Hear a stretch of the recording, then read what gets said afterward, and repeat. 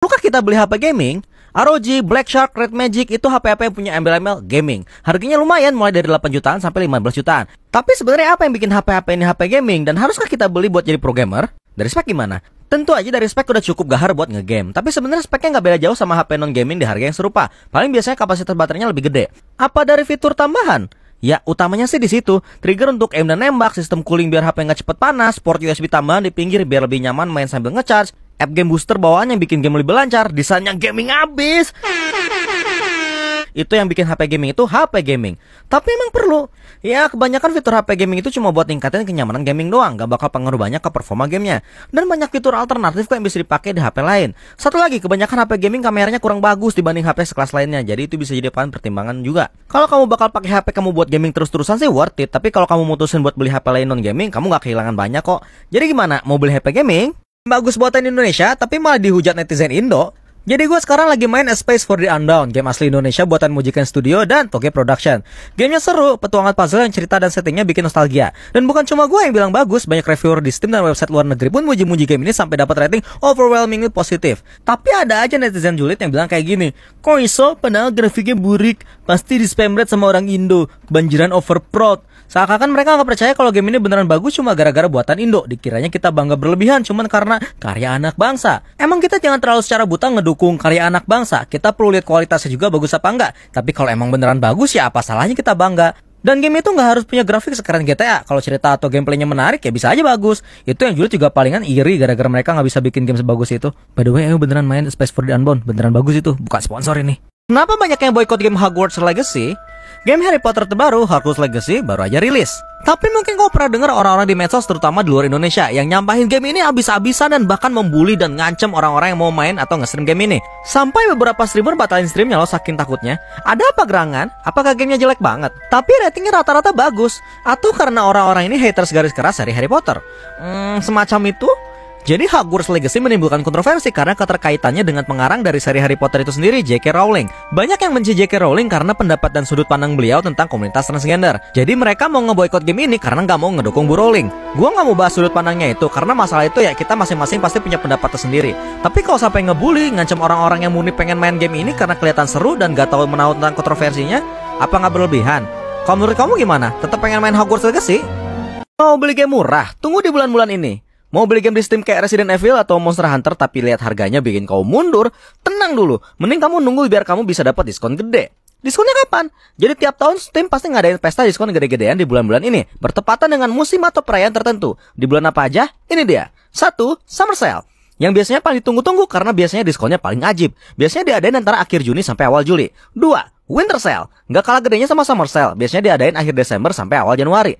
3. Autumn Sale, biasanya lebih cepat selesai dan gak segede summer dan winter. Biasanya muncul di akhir November. 4. Halloween Sale, biasanya yang dapat diskon gede di sini itu game-game horor. Tapi ada aja sih diskon game lainnya, pastinya akhir Oktober. 5. Lunar New Year Sale, diadain bertepatan dengan tahun baru Imlek.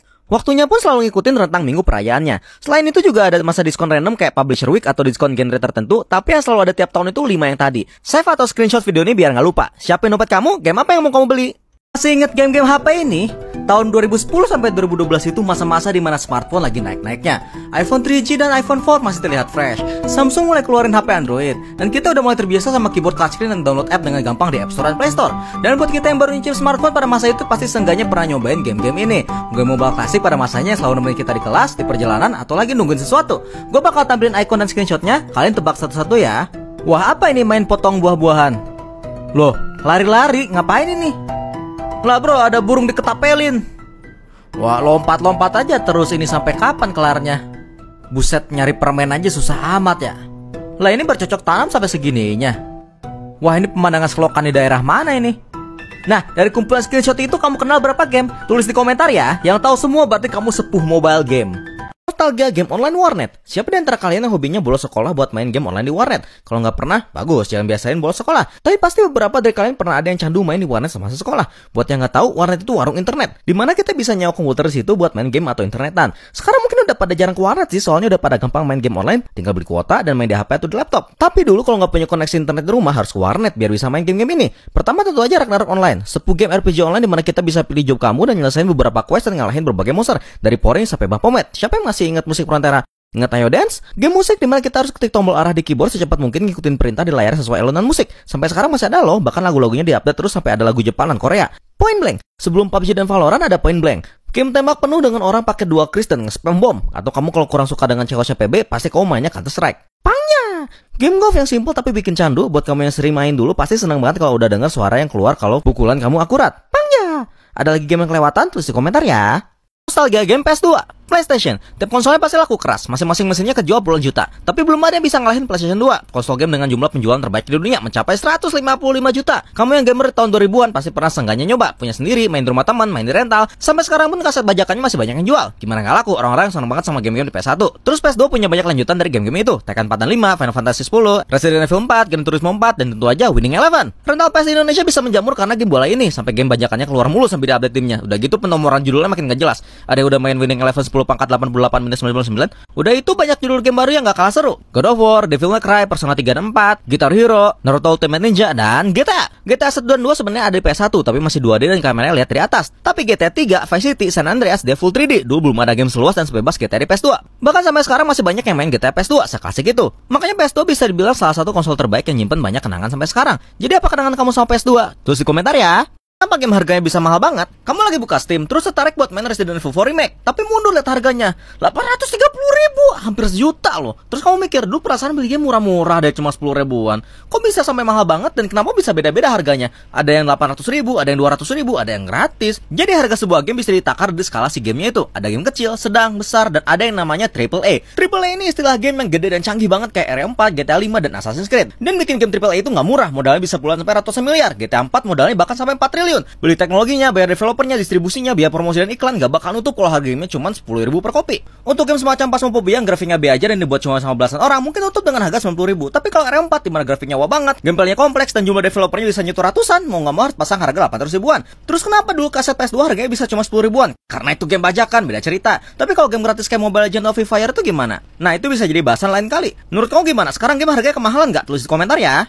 Gratis cuan dari mana? Kamu pernah mikir gak game segede Genshin Impact dengan nama seluas itu, grafik sekeren itu, dan update terus menerus, tapi gamenya gratis? Sedangkan Zelda Breath of the Wild yang gameplaynya mirip aja harganya 700.000. Kok bisa ngeluarin game bagus tapi kita nggak perlu keluar uang buat mainnya? Nah game kayak Genshin itu namanya game free to play, yang artinya ya bisa dimain gratis. Game free to play itu dapat untungnya selain dari iklan, bergantung sama yang namanya microtransaction. Kamu sering top up diamond atau primo game? Nah microtransaction itu kayak gitu. Jadi kita beli gamenya langsung di depan, tapi kita bisa beli hal kecil di game yang bisa nambah keseruan gamenya. Contoh yang sering kita lihat ya gacha atau loot box karakter atau item. Terus ada juga skin karakter yang bisa ngubah penampilan karakter yang kita pakai. Siapa tahu bosan sama skin awalnya. Atau ada juga premium battle pass dimana kita bisa dapat bonus-bonus tambahan dari hasil naikin level atau orang kita. Tapi kan nggak semua orang beli hal kayak gitu. Bahkan banyak banget yang main tapi nggak beli apa-apa. Emangnya bisa cuan kalau gitu? Nah di game yang laku dan punya sistem microtransaction yang menarik, pasti ada aja sultan yang main dan ngeluarin duit banyak. Misal dari 10 orang yang main game free to play, 9 orang nggak beli apa-apa. Tapi si sultan ini bisa ngeluarin duit sampai 50 juta. Cuannya lebih gede kan daripada 10 orang beli game berbayar 700.000. Dapatnya cuma 7 juta. Makanya game sekelas Genshin bisa dapat 24 triliun dalam setahun. Kalau kamu lebih mending main game free to play atau berbayar, apa game free to play favorit kamu? Tulis komentar ya.